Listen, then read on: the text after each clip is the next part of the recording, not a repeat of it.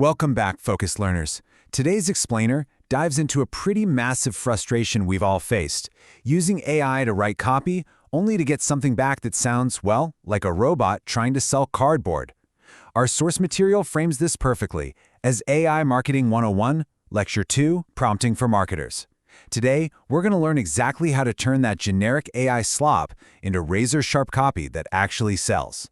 It's honestly wild to think about the difference between a generic, completely forgettable ad and a highly specific, compelling one. And what's really mind-blowing is when you realize both of these can be generated by the exact same AI for the exact same product, literally 5 minutes apart. The only variable? The prompt. Let's look at exactly how the source material achieves that high-level, professional result. Okay, let's dive into this.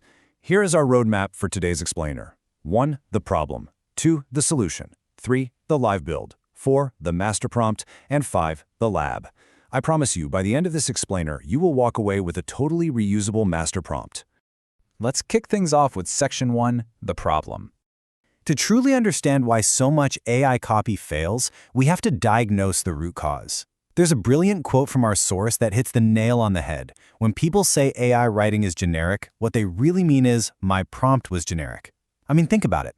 If you just ask an AI to write an ad for your shoe brand, you're giving it absolutely no audience, no specific pain point, and no brand voice. So what does it do? It just calculates an average of every shoe ad it has ever seen. And honestly, that average is usually just slop. And here's the absolutely crucial point. Marketers get paid for specificity. We don't get paid to sound like everyone else. The prompt you write is literally the exact location where that specificity enters the machine. It shifts the blame, right? If the output is boring, it's not actually the AI's fault. It's just acting as a mirror reflecting a lazy input. So, how do we fix it? That brings us to Section 2, the solution.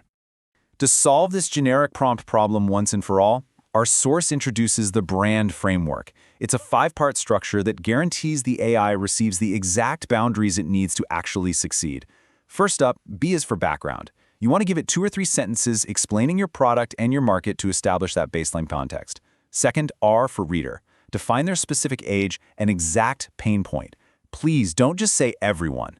Third is A for aim. What is the one specific action you want them to take, and what is the underlying emotion driving it?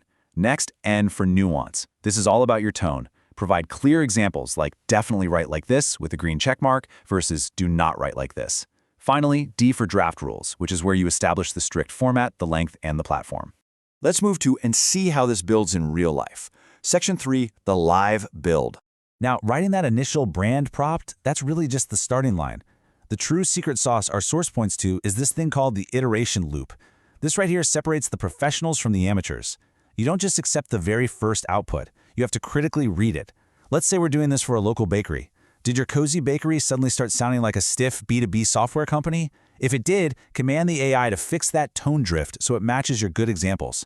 Tell it to add real, concrete numbers or adjust the formatting entirely, like asking it for 5 snappy hooks under 8 words each. You literally have to sculpt it. Now, what's really interesting about this process is the stunning after results. A first draft using a decent prompt is, it's okay. But after forcing it through that iteration loop, the final draft becomes incredibly targeted and super professional.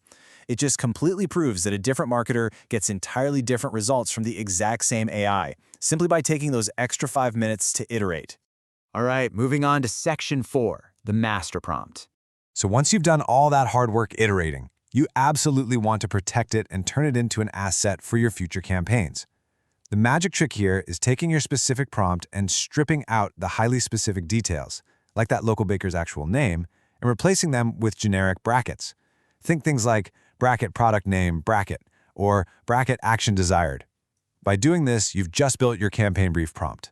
It's one master deliverable that you'll feed every single new assignment or client brief into moving forward. You never have to start from zero again. And finally, Section 5, the lab. Our source material leaves us with a highly actionable piece of homework for today's lab. Try blocking out just 30 minutes to build your very own B.R.A.N.D prompt for your specific niche. Run it, force it through the iteration loop at least twice, and just see what happens. We'd absolutely love it if you shared your prompt and your best output down in the comments or over in the Discord. Oh, and a quick tease for you. Our next explainer is going to cover how to do full AI market research and competitor analysis in under an hour. As we wrap this up, think about this for a second. You now have the definitive framework to separate generic slop from copy that truly sells. So, what will your master prompt build today? It's time we stop accepting average and start engineering greatness. Thanks so much for exploring this with me, and I'll catch you in the next